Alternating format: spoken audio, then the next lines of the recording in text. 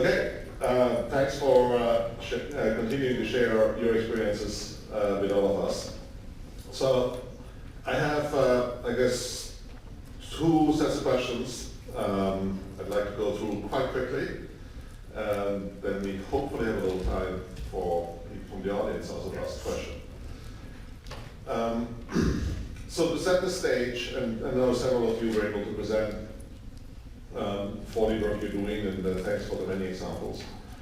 But maybe to very quickly set the stage of 4D model use in your organization and put it into context. Tell us, when did you start using Synchro? I thought we would have the screen so we could all look back, but that is not happening. So I'm counting on your memory. So when did you start using Synchro? How many projects did you model in 4D last year? And what % of all the projects you're doing is that? How many versions of 4D models do you typically make on a project? Is it just one model and then people look at it and okay, you're good? Or is it one every day? How many people typically interact with the 4D model? Is it just a small group? Is it many? I understand it can be a range, fine. And how does that compare what you do to the market? Like, are you, doing way more 4D modeling than the rest of the market that you're in, or much less? So that, I think, would be helpful to just set the stage of a little bit of facts in terms of where you are with 4D modeling, and maybe we start at the end. So just very, very quickly, I will take the freedom to say thank you, and let's move on. I'm Jeff Campbell, started in 2010. Last year, 5, I would say. How many times did we have to do reiterations since we're design, bid, build? 3 before design, and then 1 for baseline, and then synchronize completely. What were your other questions? How many people did we interact? 3 people are users right now. So. Okay. And then the people viewing it in terms of? People who are viewing it are about 50 on a regular basis. Okay. And then you think that's average in your market, or way more or way less? Way more. Okay. Yeah. And so 5 projects, is that last year, is that 10% of all your projects, all of them? 100%. Okay, awesome. Great example, thank you. But I think you got a feeling for the role of 4D and the time. Thanks, Jeff. John Moran, Skanska UK. I'm based at Battersea, so my experiences are more specific to one project. Skanska UK, we do all our new tenders with a 4D sequence, and then we're trying to adopt a 4D execution plan if we're lucky enough to be awarded projects. At Battersea, we've got our one sort of federated 4D model that we try to keep fairly up to date, and then in the last year we've probably put together 20 different 4D sequences for specific case studies. How many people would you say interact with it, see it, comments? Active users, we've probably got about 4 people on site that are pretty up to speed with using it. And then there'd probably be, I'd say, 40 to 50 people that are reviewing it, part of different teams. So, yeah. I'm Steve Moore with Robinson Morton. I've done 4D scheduling for years, but I've only been at Robinson Morton a short time, and I've dropped the fire in the sage and watching it burn. It's pretty crazy right now. It's really taken off. We're in the healthcare industry, mostly building hospitals. And in that industry, surprisingly, it's not as popular as I thought it would be. A lot of companies use the Hollywood projections to try to get all the get the jobs, but very few are actually utilizing it in the field. And that's the big push I'm trying to make right now. Are there any other questions on that? So when did you first use Synchro? What's that? First use of Synchro? First use of Synchro, I've been using it for 5 years, but I'm in Robinson Morton less than a year. But I've already got it on 20% of our projects, probably $800 million worth of work, and it's going really well. And how many versions do you typically make on a project? I think it's kind of an iterative process. I like to have just one schedule, so you don't have all the discrepancies between multiple schedules, and I use a rolling wave method, where I'll take all the information that's currently available and detail that out, typically like the front end work, foundations and all that, I'll detail that extremely, and then as I get closer to the other work, I keep adding the more developed models and I keep stirring the same model up. Okay, so it's continuous use. And Is it similar to the others? 3 or 4 people, also the power users, and then sort of 40, 50 people And so now, interacted, or what's your story? I'm just up to a few power users right now, and we go to I like to bring in all the subcontractors, everybody in the fields into a room, like at 30 people. And I'm gonna throw a plug out there, but I pull out my time machine now, and I grab that and let someone else lead it. Let like a superintendent, someone with like a lot more pull than me, get up there, and he gets up there and directs it, moves back and forth in time, and makes it interactive discussion, get people out of their seats, and pointing at things and yelling, and it's a really good thing. Great, thanks. I should, just so everybody has a little time to think about the next question. The next question, I would like you to share as briefly as you can, but also completely as necessary. The most impactful beneficial use of 4D model on the project. What did the team really learn, change? How was the 4D model helpful? And at least that's something that several of you have asked me. You've seen many examples, and maybe dive a little bit into the most impactful story of one of those examples. So you can think about it while we complete setting the stage. Okay, my name's Mike. So I first started using Synchro in 2012. Let's see, so last year we probably did 80 to 100 projects as a company nationwide. We track $20 million and above. We have 100% adoption with Synchro. $10 to $20 million projects, we're probably in the 60 to 70% adoption rate, and below that it falls off, so I don't know, 20, 30, 40%, something like that. And for iterations and users, again, I described our process is several mini studies for a single project. So an average project probably has five of these kind of deep dive studies with 2 to 6 users per study. So I don't know what that does. And is that a lot more than others in your market, or others are very similar? I think it's pretty similar. We're in that mid to large tier general contractor in the U.S., so I think it's pretty on par. Yeah, okay. Gunnar? We did last year, I would guess, about 5 or 6 projects, right? Typically, well, most of them were bids, which we didn't win. The entire bid team will interact with it. So, like, from 3 to 10 people. In the last bid that we win, we made 4 different versions, or different alternatives for the schedule, probably 50 revisions before we ended the final schedule. When did you start with Synchro? 14 months ago. Okay, and Company. and you think in your region, is that pretty typical, your use of 40? I think we are slightly ahead, Okay. I think. We'll probably disagree, but. Well, you're in a very, very different part of the world, I think.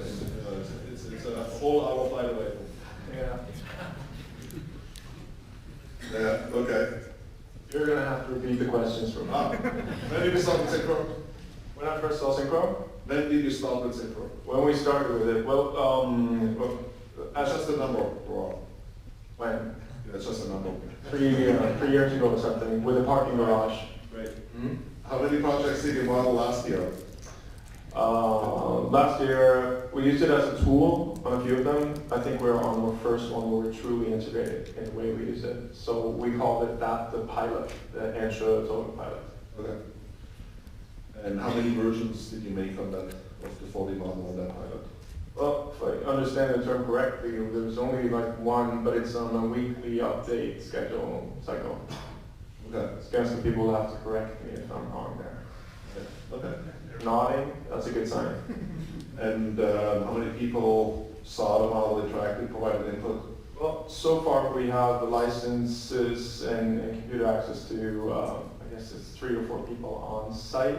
But then once again, with the meeting forms we're putting into, we're exposing like so far like 20, 30 people on the project for it. Okay. They actually interact. And do you think that's leading in your market or way behind or about average? Well, no, I'm seeing some great examples from our competitors as well, so I wouldn't say that, but hopefully we're not at least behind. Okay. So Tamer, you gave us great statistics of the region. Now specifically to the company you work for, when did you start with Synchro and so on? Yeah, I've started using Synchro since 2013. And the last year we have done almost 8 projects. For sure they have different level of detail. 2 projects, we have created the baseline simulation for those projects. And the other 6 projects were only visualizing the tender stage schedule, scheduling the tender stage. That's it. So one of the baseline we are just trying to sell what we are doing to the client. And the other project we are just using for the internal use. Because now in every project, the project director asks for the 4D simulation model. So we have 2 licenses of Synchro, but I don't know why I'm the only one who's using Synchro, and I don't know why they are not hiring anyone else. But I'm trying to teach the people about Synchro Viewer, and I have teaching all the project directors and the senior planners in the site. So right now, for our team, I'm sending them Synchro as a viewer type, and they use it in many different purposes. For example, all of the subcontractors meetings and schedule we are coordinating with using Synchro. And do you see the other contractors behaving like this as well, or are you leading the market in your field? I think we are leading the market in Dubai and the Middle East. And hopefully there will be another leaders because the competition is unhealthy. It will be healthy for everyone. Everyone has his own application, and then it will help everyone to improve them. Menno. I just started with BOM in October of last year, so I'm very happy to have some colleagues in the room, and I have a live link with them. So if I give the wrong answers, I'll get a vibration on my cell phone. They tell me we started in 2004 with 4D planning, so and I'm not sure if that was Synchro or no, people are not I know. So competitive products. It's about 50 licenses we currently have for Synchro. So it's we're expecting it to grow to a larger number because we are also working on an enterprise deal with Synchro for the organization. That will be signed between now and a couple of weeks. I think it's mainly used in the tender phase of projects at the moment. So about 50% of our tenders are using 4D planning. On live projects, it's not that much at the moment. It's more in the order of around 10%. If you look at our competition, I think, well, I already had it on the slides before, we're the leader in this digital construction. I don't think we really are at the moment, but we're really aiming for that in the next couple of years. So, did I answer all your questions? Yeah. Close enough. All right, so now let's dive into, hopefully that gives you a sense of just the duration of the use and scale of use, right? At least for me, that was very insightful. Thank you. And hopefully for you guys as well. So Jeff, what is one example that stands out as like, okay, this was really, I'm so glad you used 4D. What happened? Okay, so you're going to get a little perspective. We started in 2013 in Sacramento, California at the Elgohari project. So Martin, that's right up your alley. You should come visit sometime. Started off by our program manager getting the vision, and we implemented it with force. We started right away. So just to give you some statistics of where we are today, we have 1.1 million objects in our Synchro model. We have 93,000 activities. 97% of that is cost loaded, which all comes into Synchro, and it's cost loaded to $2 billion. $1.4 billion of that is state revolving fund. That's the largest fund ever been given in California. And we have 100,000 transactions on the Synchro Work Group project. So think about that, 100,000 transactions. So the story goes that we have a project that's called the BNR project, the Biological Nutrient Removal Project. We synchronized the entire thing for design. The contractor came on board. We provided that through the contribution clause with BIM. They took that, they designed their baseline schedule. They took 6 months to design their baseline schedule. We took their baseline schedule and synchronized it. We synchronized it and we played it for them. They looked at it and they said, we can't build that. 6 months wasted, they couldn't build it. We taught them how to use Synchro Viewer. In 1 month, we synchronized it 4 times and it was a buildable schedule. So we went from the owner thinking, hey, this would be a good idea, to us getting a constructible schedule, which is very important because we have permit requirements. And now it is in the specifications. So the contractor for the next one has to build by a Synchro model. And we are getting to the point where we can auto match. So what we're going to be doing is we're going to be auto matching the design with the schedule. So when the contractor comes on board, all of those 100,000 transactions are going to go to a very small number because it'll all be done for them. So what we're looking at is the evolution of the Synchro model, and our project is an example of everything going wrong because we've gone through every failure with Synchro, but it's still succeeding. Thanks. Yeah. For me, the biggest gain from Synchro has been a communication tool. So at site we see probably 400 deliveries a day. Into the power station themselves, probably 75% of those, so maybe 300. With our construction sequence, we couldn't build a basement where the energy centre for our building was going to be housed. At the same time, we were going to be building the power station itself. We needed some sort of access into the site. Because we didn't control the funds, we needed an RFC to change how the design was going to work. We went to the client so many times with drawings, 3D models, but until we gave it a 4D sequence, they didn't really see, they weren't technical enough to see the issue and the clash of the access. It wasn't going to work. As soon as we gave them the 4D sequence of it, it was identified straight away.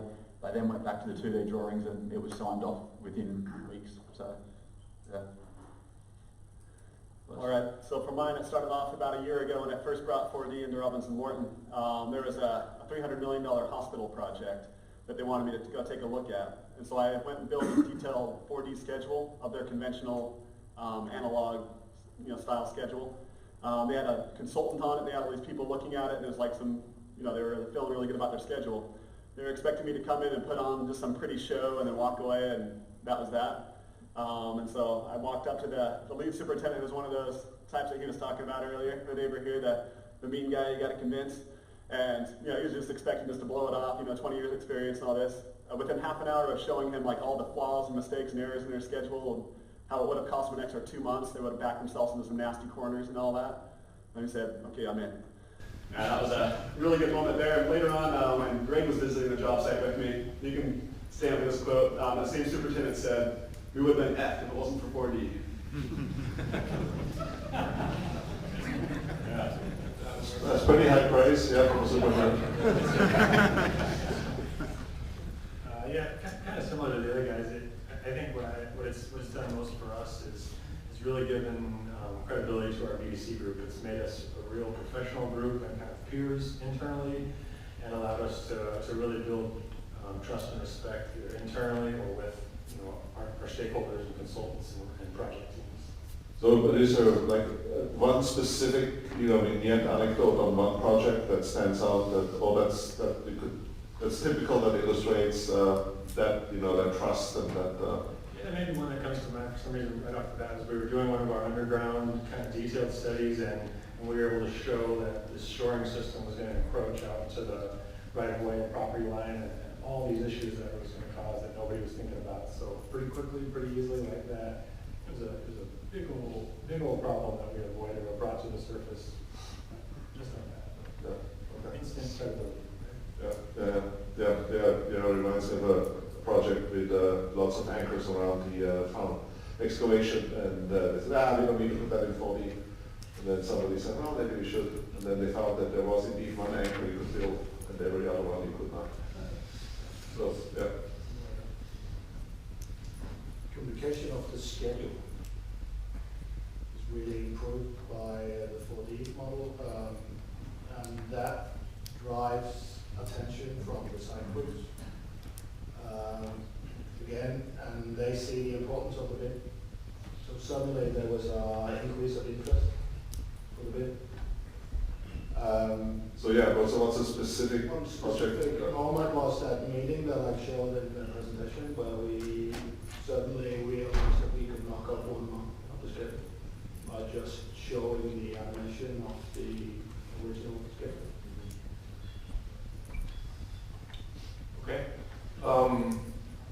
One moment for me was actually in the mentioned pilot project, because we know that using 4D, owners can get more informed, production crews can get more informed, oh, that's the sequence we're gonna build.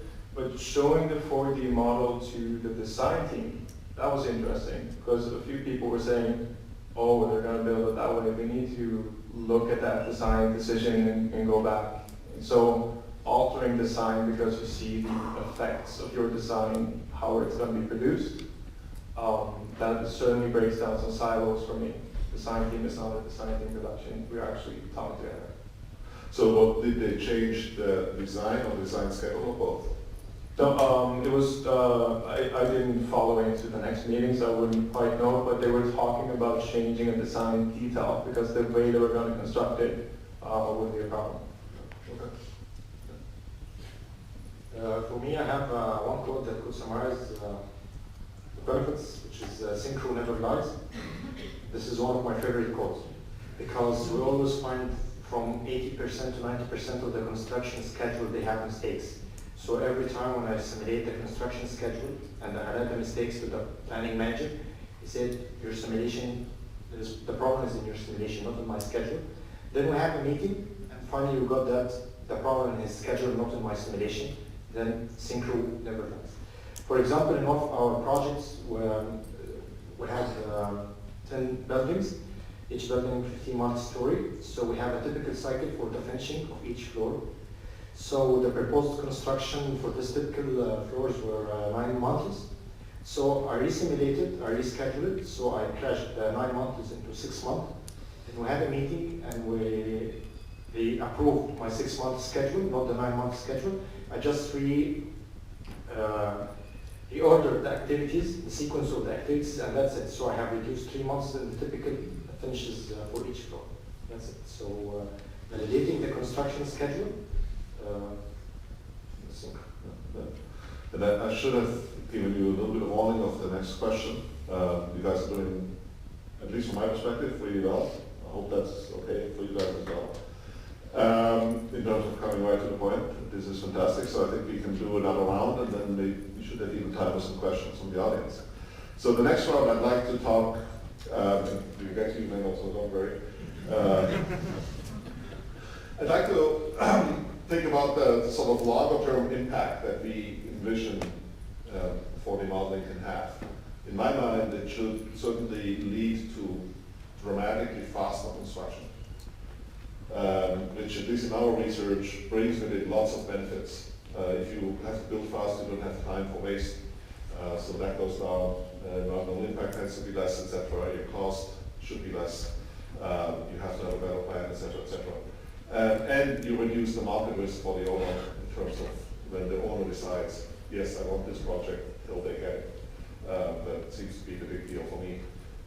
So I'm curious if you can just in your head do a few calculations, like how fast are you building today? How fast do you think you'll build in, say, 3 years? And how will 4D help you get there? And is there another project objective that you also see on the horizon that is going to be very important? Along these lines, hopefully we start to think about that, but we'll let Menno answer the previous question in terms of an example. Hopefully you've got something on the watch. I know you have, being only recently on at Bama, this may be a challenging one, but I think I can answer this one. I think a real benefit for 4D for us is winning more work. And that was really in the early days, I think, when competition was not really using 4D. So for us, that was an advantage in winning more work. Now competition is getting used also doing 4D, so this advantage is becoming less and less more important. But I think what we really gain is things like identifying a missing scope in our programs. So seeing that if we combine our program to our 3D models, we see that specific parts of the scope are missing in the planning. So those kind of things. And I think the really most advantage is doing the simulations, doing different kind of studies on how to best do the executed program. So the simulation part. Oh, thanks. So Jeff, you didn't have a lot of time for that question, but in terms of speed that you get today and how you measure it, or you could do some quick calculations in your head. And where do you think it should be, and what other objectives should matter, and how do you think 4D will help get there? I don't think I can calculate anything in my head, but I can tell you that I think what we're seeing is the dawn of a new construction professional. And I've heard, going to all these conferences, you have schedulers, you have virtual design construction managers, you have BIM managers. Well, the answer is, if you are going to learn how to use Synchro, you need to be all of that. You need to have skills in all of those fields.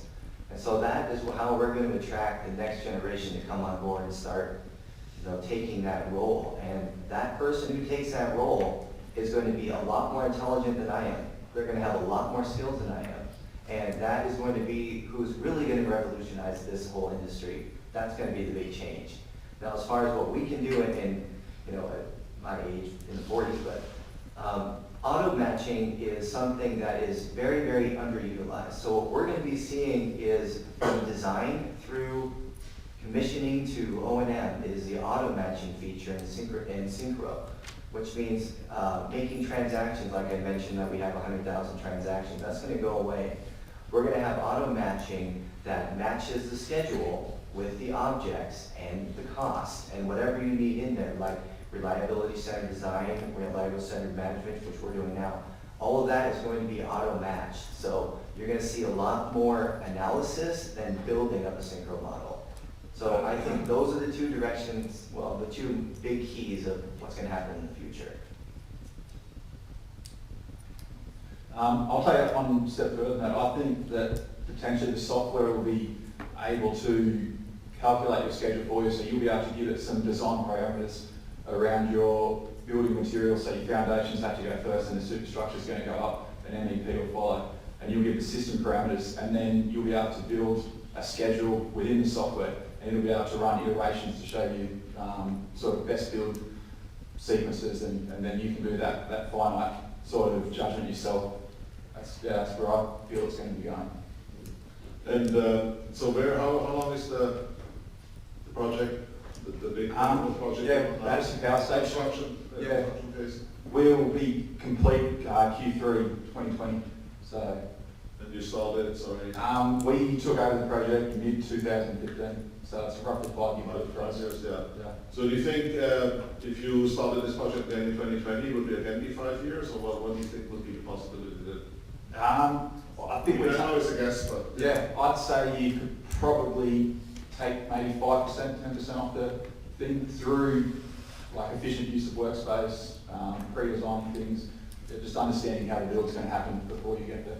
Mm. So why only this little? Because I'm just guessing. Don't want to oversell it. Okay. And is there a lot of offsite fabrication on the job around? There is a lot, and we're looking to do more and more at the moment. So, sort of modularised M&E services, modularised floors, that side of things. So we're looking to do that at the moment. I'll be honest, more in terms of like making the project shorter, what I've been currently able to accomplish is reducing the number of delays, reducing the amount of overtime that's worked. Don't have any measurable numbers to throw out there other than one project where it saved us 2 months of delay. But I see the future really being, big data, being able to pull in everybody's data, benchmarking type of solutions, machine learning where it starts to gain some intelligence and see patterns and maybe recognize gravity and things like that. I like their, the gaming engine approach and all that as well. There's a lot that can be done with there. One feature that I've been really trying to work to make a future schedule shorter is kind of like a coach reviews game footage. We're putting time-lapse cameras on our projects. We're able to see, the as-built with real footage. Then when we go to build a similar project, we build the 4D simulation to create a future project, a past project, and we get a lot more learning curves. And one of the big things I think we have for savings. So how how big was the most recently completed building you guys did? I have Gross square footage, roughly. so all these ones that I've started now, there's one that's, yeah, I'm still pretty new to the commercial side, but we're doing one that's like 1 million square feet.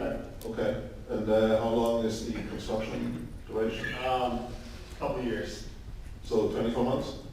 Yeah, so I'm trying to figure out which project I want to pick of the bunch, but like 2.5 years for one in Texas. 4 million square feet, so that's 100,000 divided by, say, 900. And I guess convoluted a lot of times by, you know, So it's, what is that, 10 square meters per day? If you need it, yeah, 100? 111. 111 square meters per day. Okay, matter of, and also that whole spatial resource analysis that you've talked about in the past. well, you'll see why I wanted to do this very quick calculation here momentarily. Okay. Yeah, so I don't quite know if I can forecast how much faster we'll be able to do construction, but where my mind goes is just increasing certainty. So, you know, there's kind of industry publications of 80% of projects are over budget and late. So huge reductions in that. And I think in the short term, like 3 to 5 years, that will be part of your own company's secret sauce and your own differentiator. You know, how, with what level of confidence and certainty you really can put a plan together early. I really like some of the ways that Gunnar showed it, and it's similar to what these guys are saying, is intelligence and kind of airtight, automated pieces of logic based on design inputs or parametric inputs. I think will be part of your own, you know, secret sauce of your company to drive that certainty rate to 100%, you know, something like that. So I think it will converge more towards being extremely accurately predictable. Yeah, that's actually glad you're making that point, because we tend to focus very much on performance before we really focus on conformance. And so my friend Ben at Disney says, you know, you have no business going fast in the car unless you can keep it between the lines. Right? If you cannot keep the car in your lane, unless you can conform to the road, there's really no point in going fast. And we sometimes forget that in construction, so yeah, thanks for that. Automated now, Thanks for the point. it's automated now, isn't it? Yeah, well, yeah. We don't have the auto project yet, so we still have to keep it between the lines, I think. I hope to be 20% faster within 3 years. Measured in square meters produced per day. We just recently formed these company objectives to really focus our BDC implementation. One of the key performance indicators that we said that we're going to improve is construction speed and productivity. Just by starting to ask for the production rate measured in square meters per day has really triggered some interesting discussions. I recently challenged our project that has a plan for 4 square meters per day, and I asked them why, and they said, well, it has to last in 12 months. So I'm just telling that we just handed in another bid for similar but larger projects where the production rate was 70. It really gets a discussion going on why are we building so fast or so slow. And to be able to build faster, you have to do more offsite fabrication, I guess. And then you need a good plan tool. And then you need a good project execution. So, you need to go.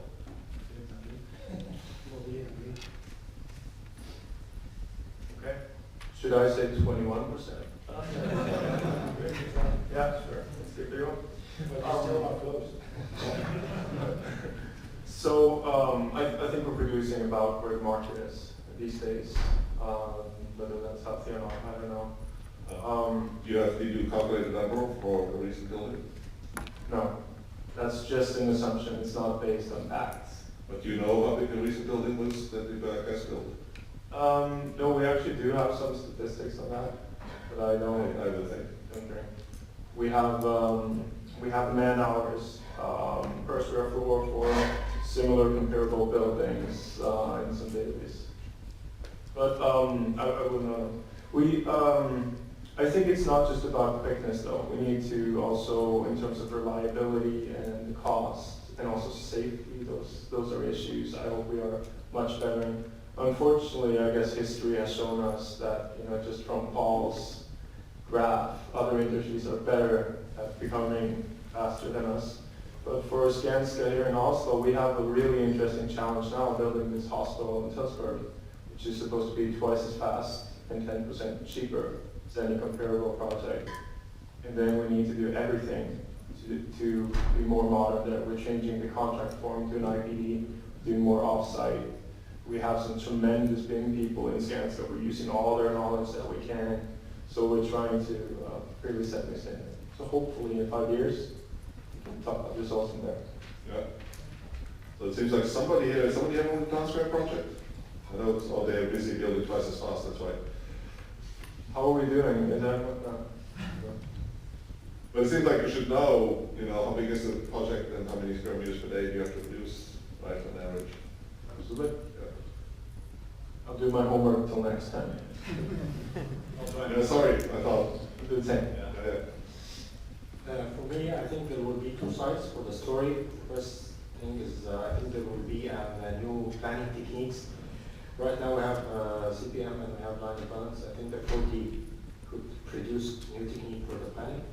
This is from the theoretical side. From the practical side, in my company, we're within 3 years, we're aiming to make a digital transformation in all departments, and I think the 4D would be the core for this, would be the center of the data, where I receive the data from the design team, from the site and everything, and we reorganize it and relink it again and share it for everyone. So that would be this. And what problems or headaches that you have today will that alleviate or get rid of?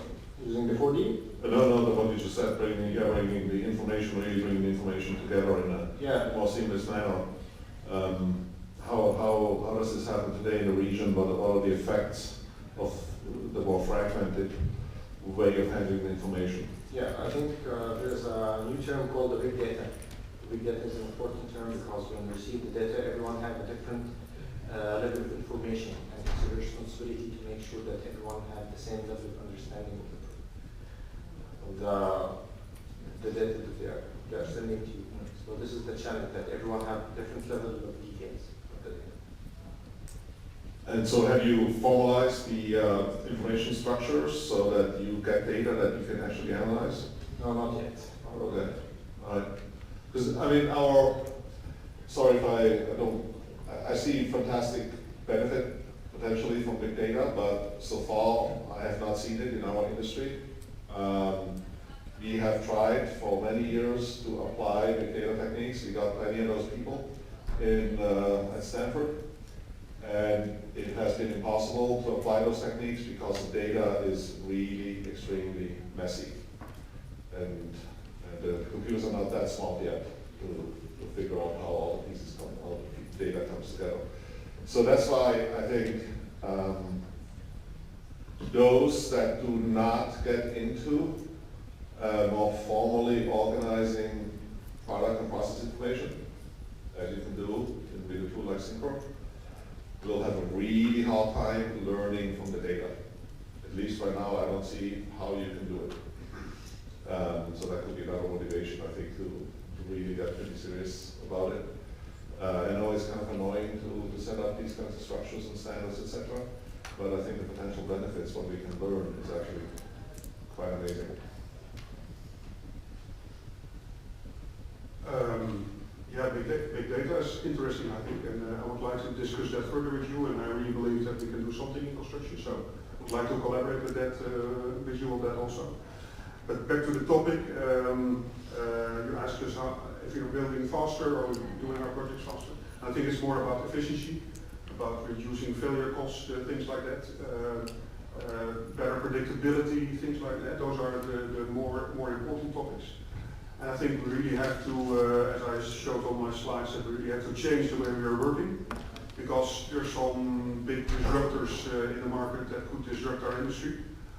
Recently I heard about a big US supply chain company that's teaming up with an IT company and is telling us that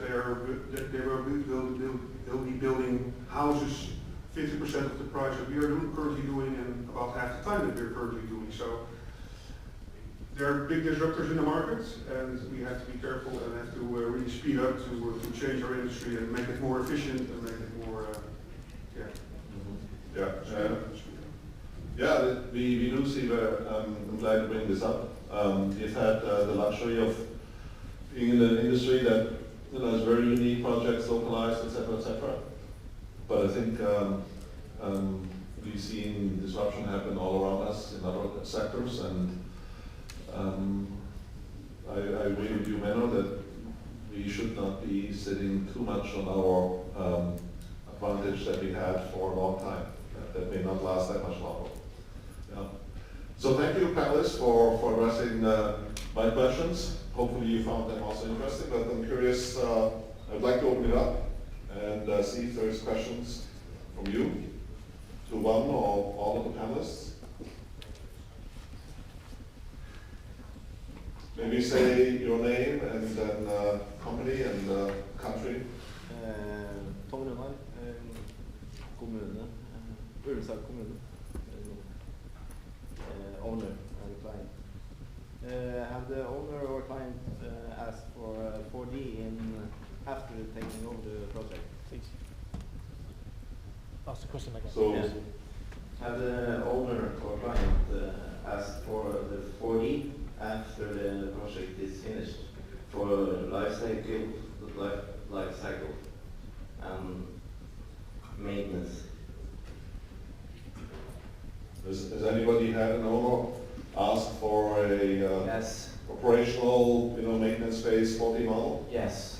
We are doing reliability center design and management, and it's all inside our Synchro model right now. So we will be turning over the entire Synchro model to the owner, which consists of the entire wastewater treatment plant.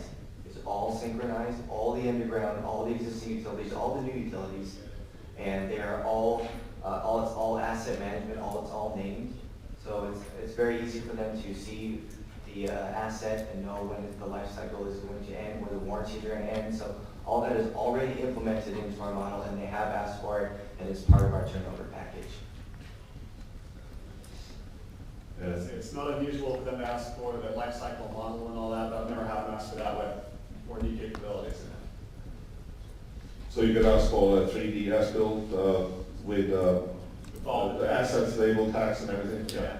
Mhm. So that's becoming more common? Yeah. Yeah. Also in other regions, sounds like where you operate. see that all over. Yeah, we handed over the Tønsberg parking garage model. I'm not sure if it had any FM data in it or anything, but just won't use it in the project, so it's something. Is that a good answer for you? Yeah. I just had a question about. Can you tell us name and Sorry. company, country? Nikki Lux, Layton Construction, Utah, United States.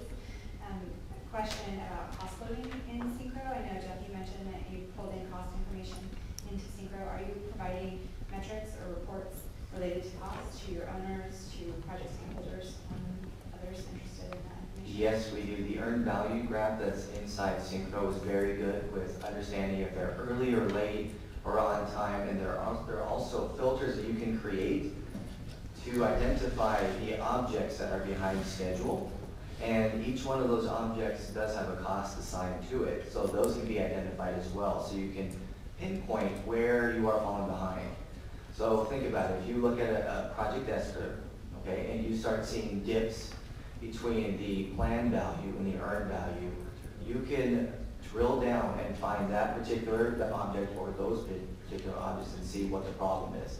Then you can also compare that to the critical path variance analysis, a visual critical path variance analysis, and see how those react. And we do that with the owner all the time. We do that with the contractor as well. I'm on the owner side, so we do synchronize it. And I think that in the future, Synchro is going to come out with better ways for us to visualize the cost. Right now, the best one is earned value graph. And I will say this as a tester of like the next provisions that are coming out. There's going to be some really easy methods to be able to pull out just raw data into Excel. So you can just pull out the entire graph and do whatever you want with it in Excel or other third-party software. But definitely some graph users as well.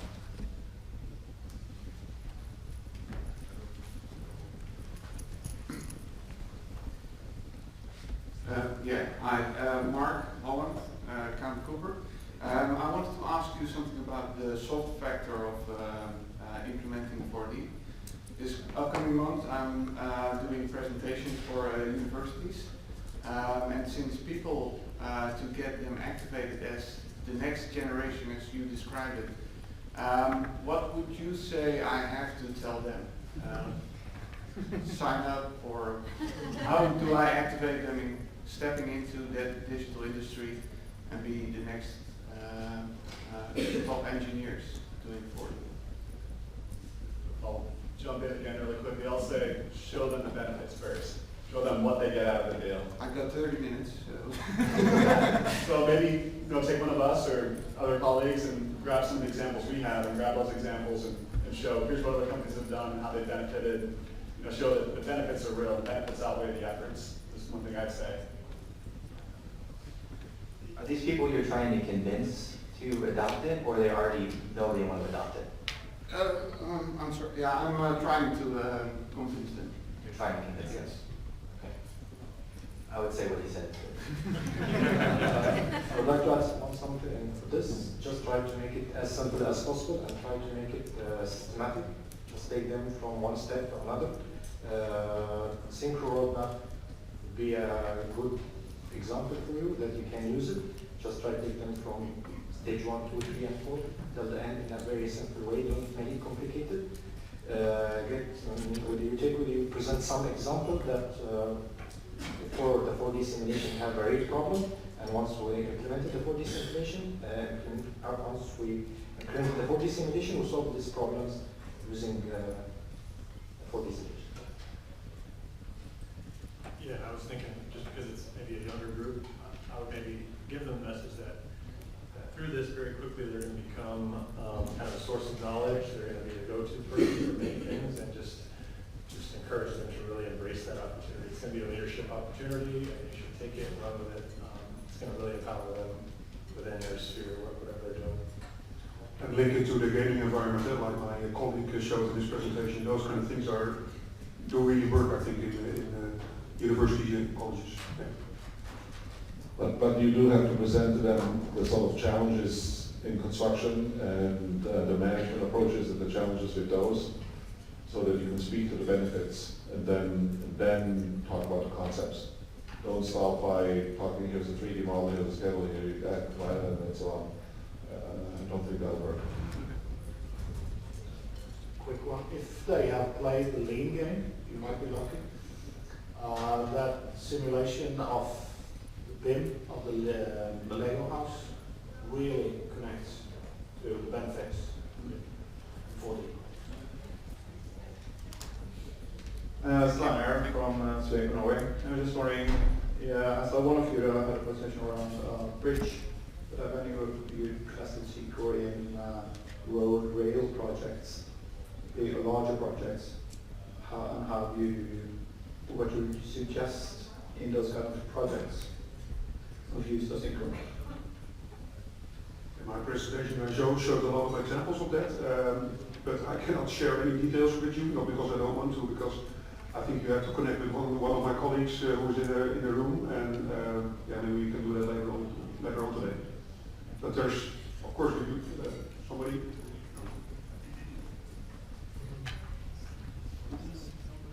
But yeah, anybody else? There's an answer from my colleague. Okay, sorry.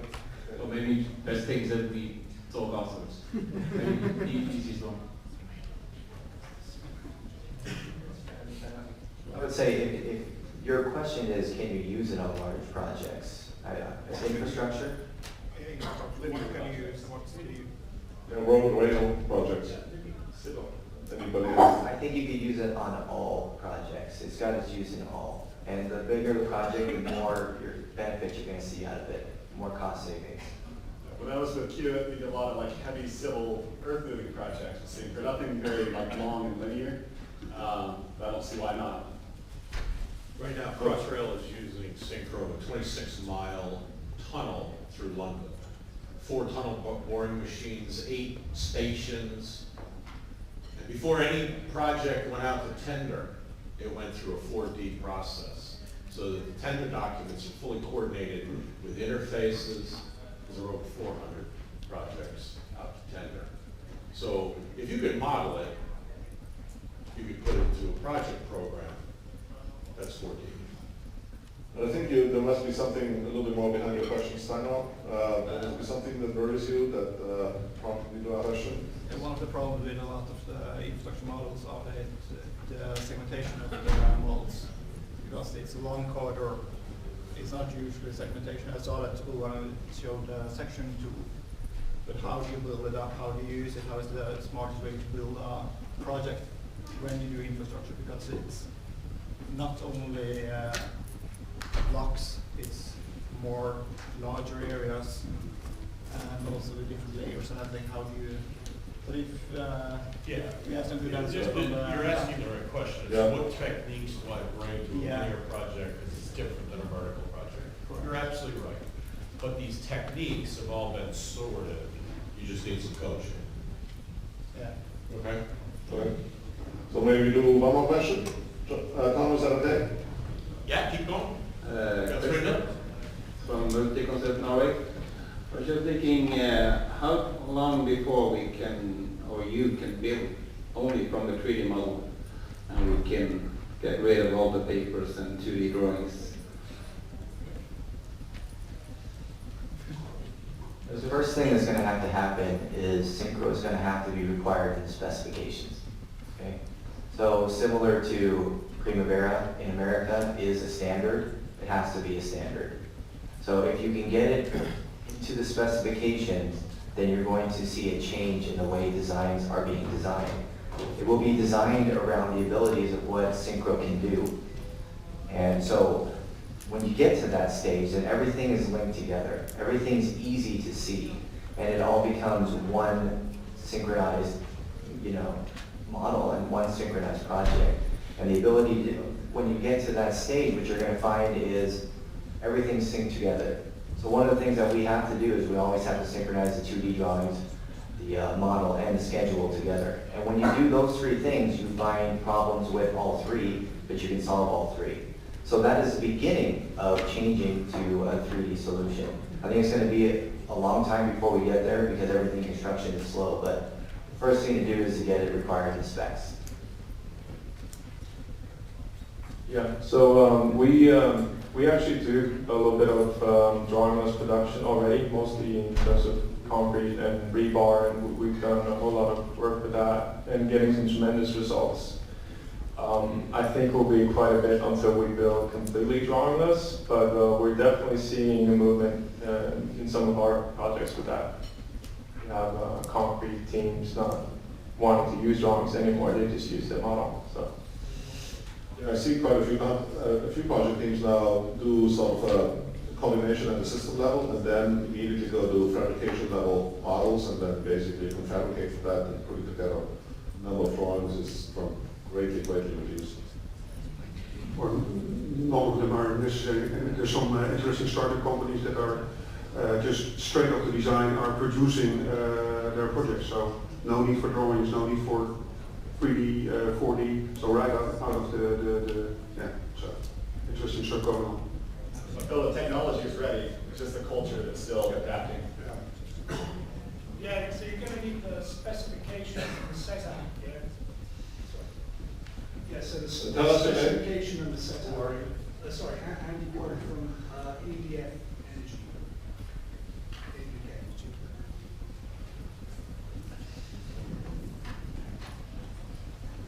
All right? Yeah. I think, thank you very much, panelists. Thank you, audience, for the active think now you hopefully also know who you want to have a beer with. Following, I assume there's beer. That was just an assumption. It is a good assumption. There's beer, there's wine, it is outdoors. All right, well, let's get the